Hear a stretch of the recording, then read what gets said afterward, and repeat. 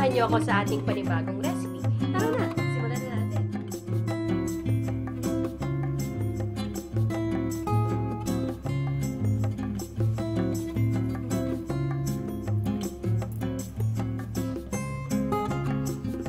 So guys, maglalagay muna tayo ng asin sa ating chicken.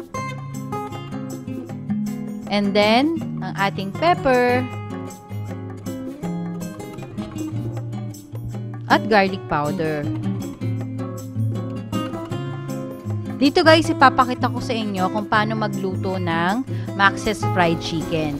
So ito, papakuluan natin siya. So make sure na kulong-kulong siya bago natin i-prito.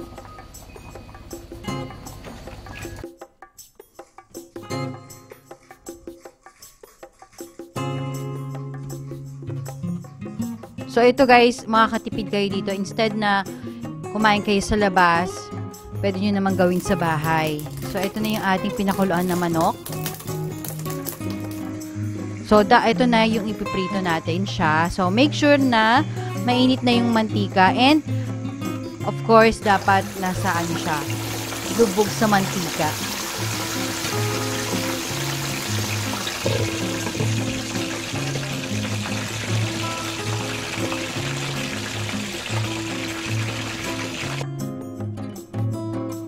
So, ayan na siya guys. Nakikita nyo naman na malapit na siyang maluto.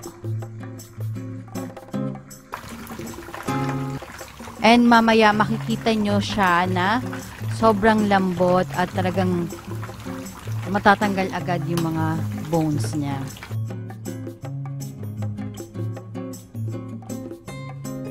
So, ito na ang ating Max's fried chicken. So, itatry natin siya.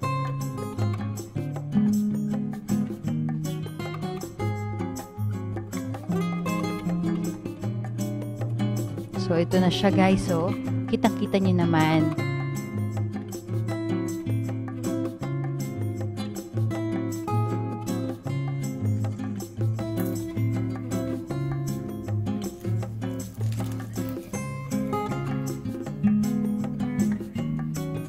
So, ito na siya guys. Max fried chicken. Enjoy watching this video guys. So, kita-kits ulit tayo sa susunod na recipe. Bye! Ito guys, yung sauce.